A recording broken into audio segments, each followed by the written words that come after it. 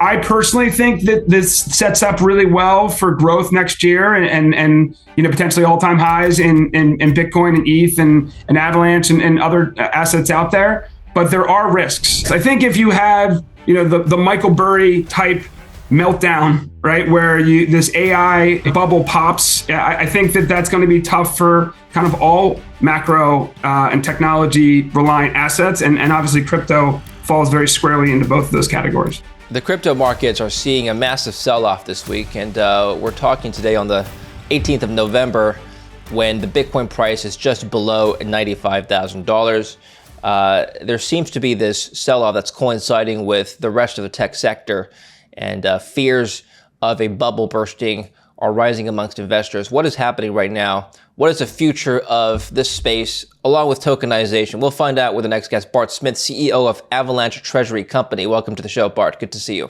Thank you, David. We're going to talk about Avalanche. We're going to talk about your company and how you basically function like a Bitcoin treasury company, except on the Avalanche network. We'll talk about that in just a minute, and tokenization in general. I'm going to talk about Bitcoin first and the overall macro picture for the crypto landscape. Like I mentioned in the introduction, Bitcoin dips below 100K. It actually briefly dipped below $90,000, making significant psychological pressure on that level. Now we're talking on the day when it's slightly rebounded, but what would be the catalyst for further downside by this point on, Bart? I mean, I think if there was a greater consensus that rate cuts in the short term were in doubt, that would obviously create more pressure. One of the large catalysts of this sell-off, in my opinion, was over the summer and certainly into the fall, there was a lot of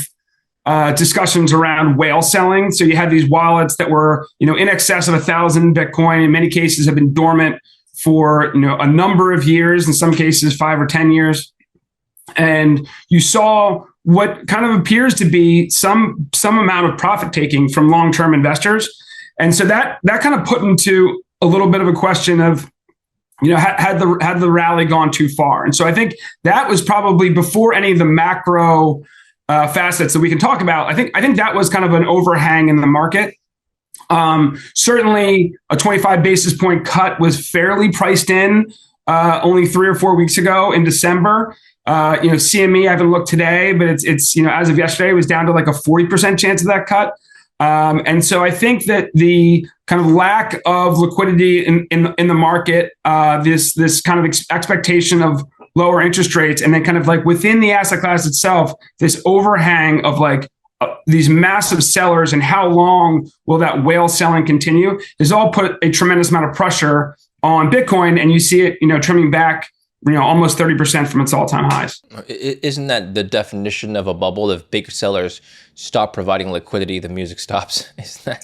Well, I don't think those people, they are just kind of whales. I think, there's been a lot of discussions around what this means. I think in some level, this is just natural kind of diversification. In the long run, this is actually good for the Bitcoin kind of investor base. But these whales, in many cases, have accumulated over $1 billion of this asset that probably encompasses the vast majority of their wealth that they've held for 10 years. You have this introduction of the ETF, you have this introduction of treasury companies where they could diversify out of Bitcoin and go into other assets. I think this is like a natural evolution, not much different than, how you'll see a tech company who has a group of early investors who take a tremendous amount of risk, and then they have an IPO where they diversify to a broader number of investors. So I think this is inevitable. I think it's unhealthy to have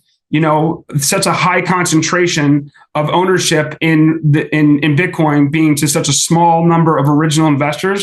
So I think this is just a natural evolution that the asset class is going to have to absorb. There's a lot of discussion around whether 4-year cycle still exists. And so there's many people who are dismissive of the 4-year cycle because the halving has become such a smaller portion of the asset class, market cap. And, it could be a self-fulfilling prophecy. There could be people expecting that in the year 4 of this cycle, there's going to be sell off. And that might have been some of the impetus for some of these large sellers. So I think this is just a natural, progression of an evolving asset class. And I think in the long run, it's probably better for Bitcoin investors.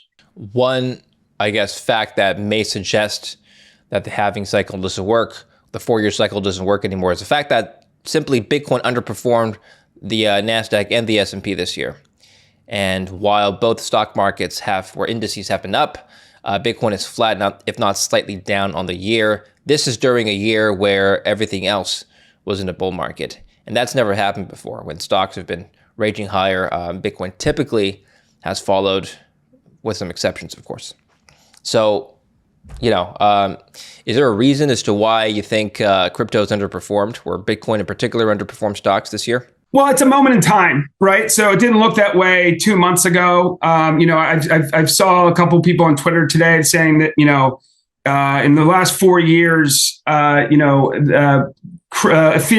has underperformed the NASDAQ massively. But if you look at it on a 2-year or a 3-year or a 5-year, well, then Ethereum massively outperforms QQQ. So I think it's a snapshot in time. Obviously, if you're going to measure, the price comparison of Bitcoin down 30% from its all-time high, Ethereum's 40%, Solana's 50%. If you take that snapshot, it's probably not going to look very good against many asset classes. So I think that there's a setup here for the first quarter where there's a lot of drivers in a macro and regulatory construct that I think will be good for crypto, right? So, you would imagine through the end of this year into next year, you're going to get an announcement on the new Fed chair. That person is most likely going to be a dove. You're going to have midterms coming up at the end of the year. So, this administration will probably use a lot of levers to make this, the liquidity in the marketplace high. I think it sets up for just risk assets in general.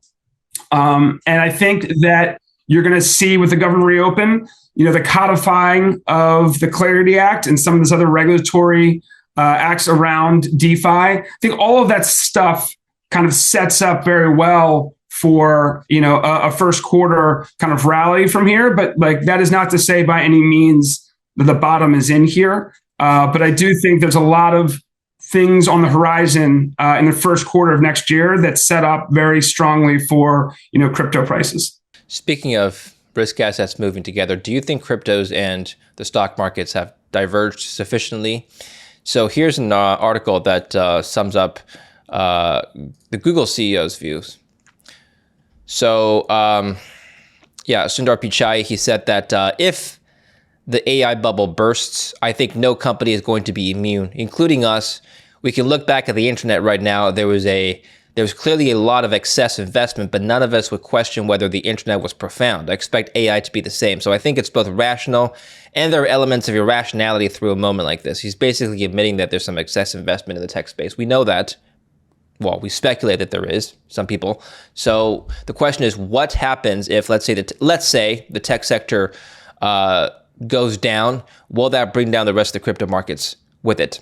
I mean, I think you could see in that scenario somewhat of a divergence from Bitcoin, perhaps from maybe some of the other L1 smart contract platforms. Because if you look at what's the driver of why people want to own Ethereum, right? It's in many cases it's the expectation of stablecoin adoption, and that being the largest L1 for kind of stablecoin transactions. Or in a Solana, right? It's all of the transactions around meme coins and like the internet capital markets as they're trying to grow. Avalanche, I actually look at as being enterprise software. Right? This is it's a software that people can use to implement in companies or governments to make their companies run more efficiently. They can customize it. All of these things have some sort of like tech or financial construct underlying them.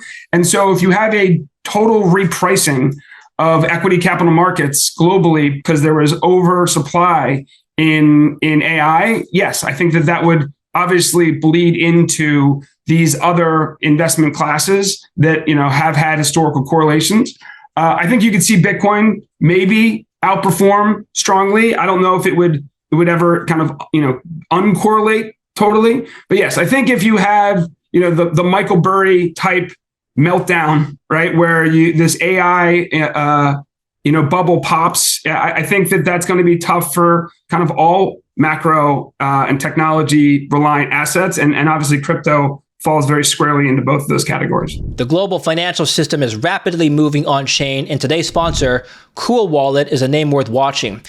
Cool Wallet builds next-generation cold wallets designed for a world where real-world assets, payments, and savings live on the blockchain. Their flagship credit card-sized hardware wallets combine CCEAL6+ secure element protection, mobile-first usability, and a unique 2+1 factor authentication system that requires your phone, your biometric ID, and your card to approve every single transaction.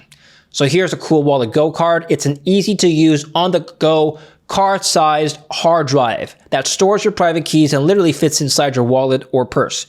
Activating the card is simple. It takes about 30 seconds. All you have to do is download the Cool Wallet app and follow the on-screen prompts. Let me show you now. Activating a new wallet is very simple. Simply go on the app, click on Add Wallet, and it's going to ask me if I have a card. Yes, I have a card. Every time you order a Cool Wallet Go product and package, it comes with 2 cards, primary and backup. It's going to ask me which card type, in this case, Cool Wallet Go. Notice how it pairs with NFC. Click on that, create a new wallet, activate primary card. Either of these cards can be your primary card.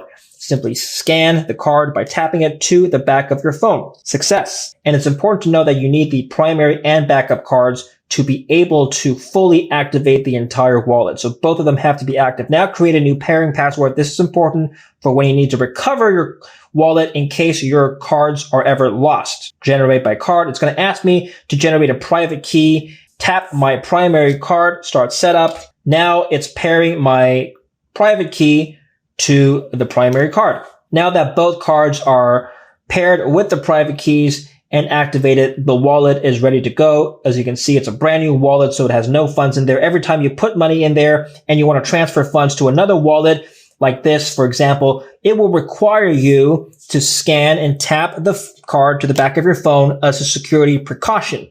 That's just one of the benefits of using Cool Wallet. It's very secure. Remember how I said to remember your pairing password? Well, if ever you lose the card, go to settings, go down, replace primary card, and it's going to ask you to enter your pairing password. That will start the process. So once you've activated the wallet, you can use the app to swap to other tokens and cryptos. All you have to do is first click on the manage icon on the app, add the crypto that you want, then go to the home page and click on swap, and the crypto you just added should be there. You can also send cryptos to another wallet, making peer-to-peer transactions instantaneous and frictionless. There's also an earn function that allows you to stake your holdings to generate yield. Cool Wallet also recently launched a breakthrough fiat on-ramp feature. So instead of going to a centralized exchange first, you can on-ramp directly to Cool Wallet. Users can create a bank account under their name and a fiat currency of their choosing that's available, wire the funds in, and have those dollars automatically converted into a stablecoin that's on-chain, directly into your wallet within minutes. With support for 40-plus mainnets, staking, lending, NFTs, and advanced clear signing protections against phishing and malicious contracts, Cool Wallet is positioning self-custody for mass adoption. To learn more, go to the link down below or scan the QR code here.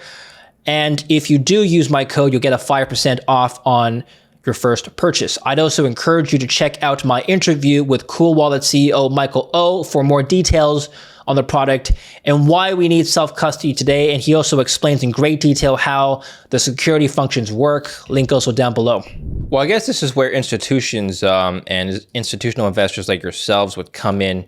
In theory, this is Kathy Wood from ARK saying that institutions could offset Bitcoin sell-offs, while whales or long-time holders have been taking profits. Public companies and U.S. spot exchange ETFs, spot exchange traded funds, ETFs have been absorbing the selling pressure.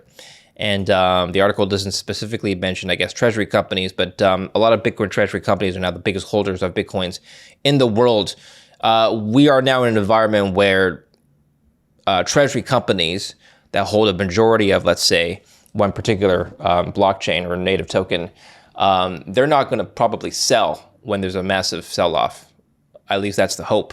And so that provides an anchor to the downside. Can you just comment on the business model of treasury companies and whether or not what I said makes any sense? No, yeah. So I think taking kind of a step back, right? Like corporate treasuries have existed in the United States for decades, right? So Berkshire Hathaway, Apple, Microsoft have massive corporate treasuries that they use. Those companies generate profits. Those profits go to a corporate treasury. They manage that treasury aligned with the intentions of the for public company, right?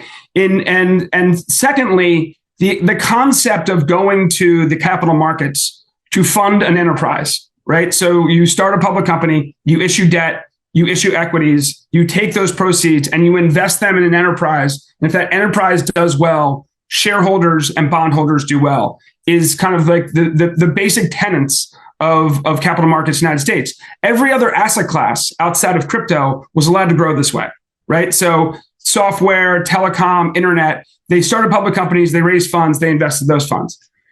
This industry, because of a well-documented previous administration, was not allowed to grow in that manner. And so these treasury companies are really just going the route that every other normal industry would have gone had they been allowed to.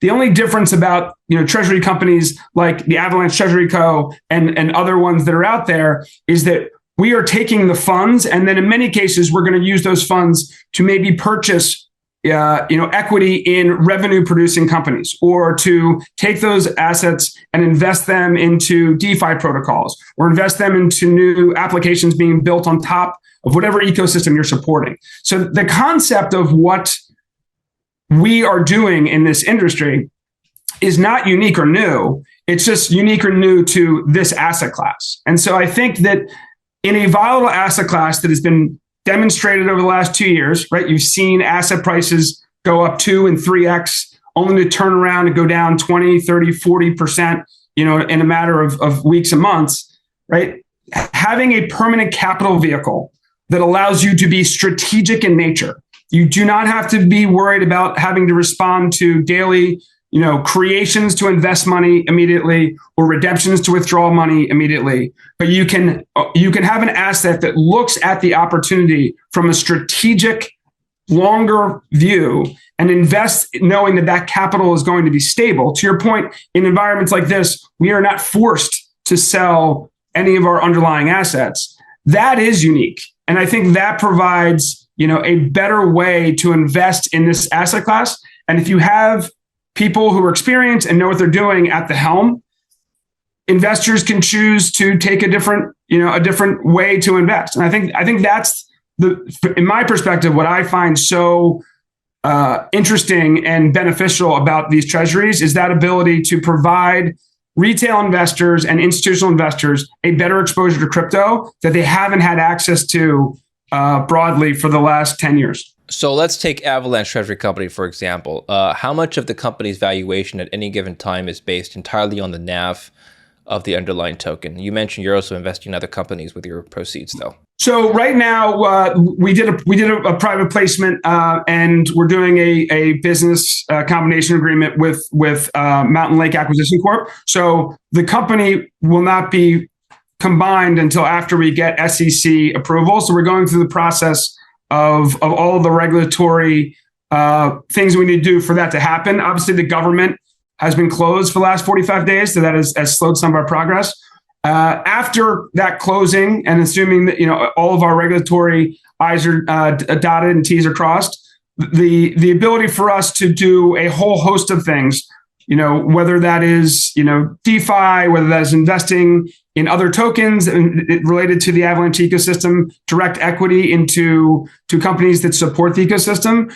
This structure allows us a broad breadth of activities. And so we will explore all of those possibilities after our regulatory approvals and go from there. Okay. Tell us about this deal. So I have the press release pulled up here from early October. Avalanche Treasury Co., AVAT, an ecosystem-aligned digital asset treasury company with an exclusive relationship with the Avalanche Foundation, today announced a definitive business combination agreement with Mountain Lake Acquisition Corp., valued at over $675. Importantly, you've got $675 million, plus transaction, including approximately $460 million in treasury assets following equity private placement financing. Assuming no MLAC redemptions, you're also going to have a $200 million discounted token sale announcement. What is this token sale? Can you walk me through this process? As part of the deal and in partnership with the Avalanche Foundation, they gave us a discounted sale of 200 million AVAX token. In addition to that, we have Emin Gün Sayer, who's the creator, inventor of Avalanche, who's on our advisory board. John Nahas, who's the chief business officer from Ava Labs, will be on our public co-board. And so we have this kind of deep alignment with the foundation that helps us understand kind of where the best opportunities for our shareholders might be within the Avalanche Foundation. And we believe that this model of the partnership with these foundations and labs and having a public company that allows institutional investors and retail investors to invest in, a stock that they that is regulated to get exposure to this asset class is just superior than the previous alternative, right? Many institutions either can't or don't want to invest in, a digital asset commodity on an unregulated exchange like a Coinbase or any other number of Robinhood or what have you. They want to own an asset that they know is regulated by the Securities and Exchange Commission. So this partnership that we have with the foundation and with labs, we feel like is unique and will allow us to drive better shareholder value for our investors rather than if they were just to own, AVAX themselves. Well, tell us about AVAX and its properties and why investors should be paying attention to AVAX right now.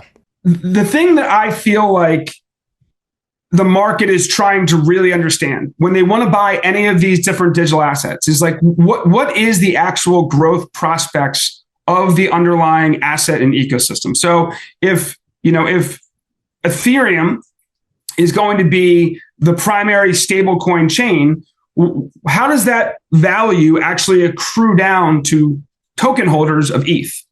The argument to date has been, well, they have like the most exposure to stable coins, and therefore that's driving the value. But if you take the largest stable coin in the world, Tether, it's worth more than all of the Ethereum ecosystem put together. And so if you've owned just the ETH token, not only have you not really gotten most of the value of the growth of Tether, you think of like, one of the largest derivative platforms that trades on top of Ethereum, Uniswap, right, which has been in the news recently because they've kind of turned on transaction fees, which has had a big boost to the underlying token price. That token price going up doesn't really translate to the ETH price. The same way the largest lending protocol, Aave, which has been a big partner to the Avalanche ecosystem as well, the growth of Aave, right? And their announcement this week that they're going to have a token, they're going to have an application in the Google marketplace. Like that bump in the underlying value of that does not accrue back to the token itself. So in Avalanche, they've had by far and away the most success in enterprise business relationships. So as businesses want to understand how they can implement blockchain technology to make their businesses more efficient and more scalable, they are not going to take their customers or their own private information and put it onto a public blockchain. It's just a non-starter.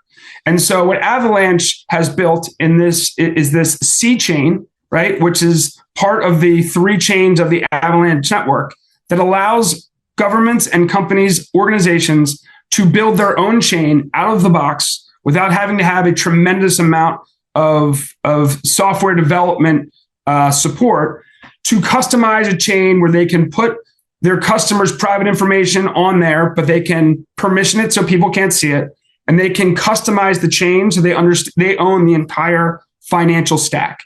And the companies that are building on top of Avalanche, KKR, Apollo, Toyota, FIFA is building their fan engagement and ticketing for the 2026 World Cup on top of Avalanche rails. You've had humongous government wins. The state of Wyoming is building their own stablecoin on top of Avalanche, where the intent is to have tax returns sent on the stablecoin in the form of a debit card built on top of Avalanche rails. The DMV of California is in the process of tokenizing all 41 million of their card titles on Avalanche. So when you look at the totality of all of these different businesses that are building on top of Avalanche, it's easy to see a network effect around the AVAX ecosystem that would drive value to investors that you don't really see in the corporate and government level at any of these other tokens, even the ones that are much, much larger. So for me, the choice of, which ecosystem, if I'm going to leave my job at Susquehanna and go kind of focus on, helping to support an ecosystem, the choice of choosing Avalanche was actually quite easy. In terms of ecosystem growth, which sectors are growing fastest right now on AVAX? Was it DeFi, gaming, real world assets, tokenization, enterprise, or something else? So the ecosystem has been focused on tokenization since its outset. So in 2020 to now, they've stayed very focused on tokenization. I think one of the areas that is most exciting is like the tokenization of private credit. There's a lot of discussions around tokenizing equities and trading equities 24/7. I think there's a lot of regulatory things that need to be figured out, but Avalanche and their partnership with Denari has been a leader in that space. I think continued growth of stablecoins and DeFi utilization of tokenized collateral is growing at a very large clip on Avalanche. In the last 3 or 4 months, you've seen a lot of growth there. I think in the longer term, taking a step back, utilizing blockchain technology to remove inefficient intermediaries, I think is where you're going to see Avalanche really kind of distinguish themselves from their peer. And I'll give you an example. In the FIFA example, or just ticketing in general, right? When Taylor Swift announces tickets, they go out and they're sold to the public.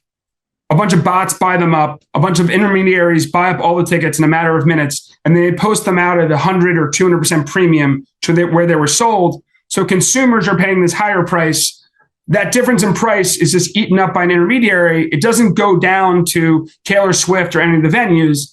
If you were able to tokenize those tickets, sell them on an Avalanche chain where you could identify that the person on the other end is an actual consumer of that without having to display all of that consumer's private information on a public blockchain, you could charge more for your event and the consumer would pay less. So those types of benefits from the Avalanche ecosystem are what all of these institutions like Toyota, and all the other companies I mentioned are seeing. I think another area that people can see tangibly is in fan engagement. So their partnership with Uptop, which was recently acquired by Rain. You have, the Detroit Pistons, the Cleveland Cavaliers, soon to be named, or a few other big names out there that we're hopeful on. But, you have this app, you put dollars on the app, you don't know that you're putting it on the Avalanche chain. That's kind of the benefit, is like it's seamless and easy. And then you use that at games, use it, to purchase things at partnership vendors. You accumulate points that you can use for sports experiences or memorabilia, and you're seeing that engagement with fans reaping huge benefits in engagement with these sports teams. I think that's an area where Avalanche is winning, and that you're going to see a ton of more stories in the coming months around those types of applications of Avalanche. Let's talk about the development of stablecoins and the progression of stablecoin adoption. This is a quote from Stephen Myran of the Fed. We have here him saying, he cited private sector estimates compiled by the Fed suggesting stablecoin uptake could reach between $1 trillion and $3 trillion by the end of the month, potentially becoming too significant for central bankers to ignore. Myron discussed the potential for deposit outflows from the U.S. banking system, noting if stablecoins were purchased using funds withdrawn from domestic bank deposits, this could reduce banks' role in the financial system and potentially disrupt how monetary policy is transmitted. Okay, so they're scared that stablecoins are going to take over the banking sector. That's what that sounds like. And he also noted further down that most of the stablecoin adoption could come from foreign investors. Could stablecoins truly disrupt banking? Is that happening right now? I mean, the M&A around stablecoins right now is insanely high. I mean, every single bank, fintech out there are the same way the companies years ago were like, what's your crypto strategy? Banks right now are like, what's your stablecoin strategy? And in many cases, you're seeing acquisitions at humongous valuations where you're driving the value of the company that's acquiring higher than what they paid. And that might just show that we're a little bit frothy in the stablecoin valuation bucket. But the technology talks about making anything that makes it 10 times better. If you need to sending money through stablecoins versus wiring money is at least 10 times better. It's just so much easier. It's so much more efficient. You can do it on the weekends. And anyone who's tried to, like a company like myself, where you're taking in all sorts of contributions in fiat currency and all of the hoops that you have to run through, limitations, structural problems with wiring money versus sending and receiving money in stablecoins, like anyone who's experienced that would never want to do traditional fiat currency money flows ever again. It's just stablecoins are just so much better. I think that you're going to see banks, JP Morgan just announced their JPMD, where they've done some testing with a number of large institutions. I believe MasterCard was one of them. So you're going to see a lot of these banks coming up with their own stablecoins. They're going to be by and large, I think on private blockchains, which isn't that interesting to the extent that you see those types of banks competing on public blockchains and trying to go up and compete with not only the USDTs and USDCs of the world, but some of the more upstarts like the Athenas and others. I think that banks are going to have to acquire assets. I think it's going to be too hard for them to compete by building them themselves. That's my own personal opinion. So I think the M&A around stablecoins is going to continue. And I think the migration to using stablecoins versus traditional, movement of fiat money between institutions is just going to go parabolic. It's still an institutional trade, right? We don't see the mom and pops of the world using stablecoins, especially on wallets. The interface is still clunky and you'll need native tokens to transact with whichever stablecoin you're using. So I just don't see my parents using it on a at least not on their own self-custody wallet, right? It could be. But what you can see though is, so for years people have used Venmo and PayPal, which is under kind of the same business model as stablecoins, right? Where you don't pay out any yield.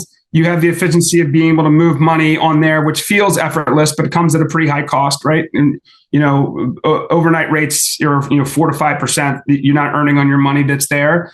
So I think when you get where you're going to see a massive uptick from kind of the next generation is like there is going to be stable coins, and you are going to be able to earn yield off of those tokens. So you have like token yielding products.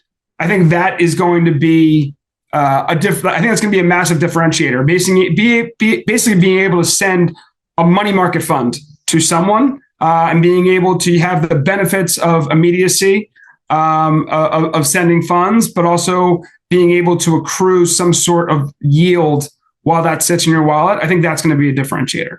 Okay, great. And then finally on the crypto market itself, let's finish off here. Do you see Ethereum and Bitcoin rebounding to, I guess, new highs next year? Is next year going to be driven by liquidity, like we talked about earlier, adoption from institutions, or something else? I mean, it's subject to like the things that could go wrong, right? There could be a bursting of like all of this AI infrastructure bubble. That would be a headwind that I think would be too strong for most asset classes. You could also see like a real bottoming out of the labor market, right? Which I don't necessarily think is going to happen, but those are things that could be headwinds that would overwhelm, a strong rebound next year. If we have this shadow Fed, chairman named, you get to, in midterms, you get to like 2.5% in Fed funds rate potentially. That unlocks the $7 trillion that's sitting in money market funds right now. Like those are all things that are very constructive for Bitcoin. I think and the broader crypto market. So I personally think that this sets up really well for growth next year and potentially all-time highs in Bitcoin and ETH and Avalanche and other assets out there. But there are risks. It's the risk in AI that the CEO of Google was talking about. I think it's risks in the labor market. So I think we're just going to have to see. The last couple of years, money has gotten really tight from financial institutions in December. It's been kind of a growing theme over the last couple of years that a lot of these huge trading firms have big positions on going into end of year. There's end of year kind of balance sheet cleanup that you have to do for Fed purposes and audit purposes, and that makes money on the street really tight. It makes sometimes harder for the markets to absorb moves like this. So I think that might also be a play. So I think just fresh capital coming into the market in January, the relieving of some of those kind of capital pressures that tend to happen at the end of the year, in with a more dovish Fed and getting into midterms and administration that's probably going to create a more favorable business environment. All of those things tee up for a strong start to the year and middle of the year for crypto next year. I just want to finish on this note. I wonder how retail consumers will adopt cryptos, not the institutions, not the treasury companies like yourselves. We have this trend of adoption for stablecoins or other cryptos, whatever the case may be. And going back to your question about yield, yeah, you can't natively generate a yield on most stablecoins. You have to have layer twos or have the custodian do it for you, which in itself creates an issue. Basically, wallets or centralized exchanges are going to start becoming like banks very soon, except with different types of regulation and arguably even riskier. I've interviewed the FDIC former FDIC vice chair Tom Honig, and he said there's no way that the FDIC is going to backstop crypto management firms. So if they start behaving like banks and they're not even insured, why not just go through a bank? Which arguably may adopt this route down the line anyway. I don't know why they haven't already.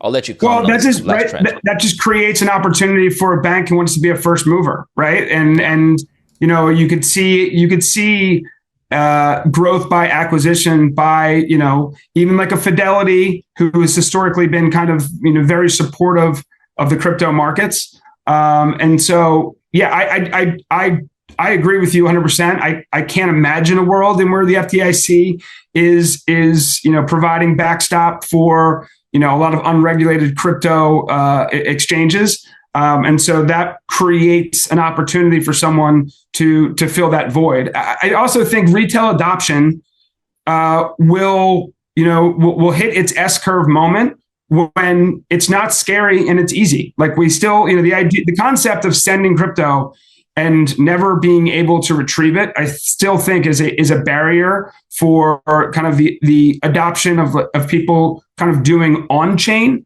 And so to the extent that someone can provide kind of on-chain services in a way that allows kind of the average person who doesn't have maybe a degree in software engineering to be able to utilize those types of services while still having the safety and security that they know that their money is going to be there. I think that's the opportunity in this next wave of growth of making these tools effortless and seamless for people to use in the masses. And at that point, then the on-chain kind of activation moment will happen.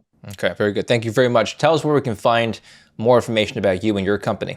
Well, we're waiting for the SEC. Once the SEC approval comes in, the ticker will be AVAT. So you'll be able to buy it in your brokerage account, just like any other investment that you have in your brokerage account. So looking forward to getting that process completed now that the government's reopened. When can we roughly expect that? Again, I'm kind of at the mercy of regulators here, but we would hope that it would be in the first quarter of 2026.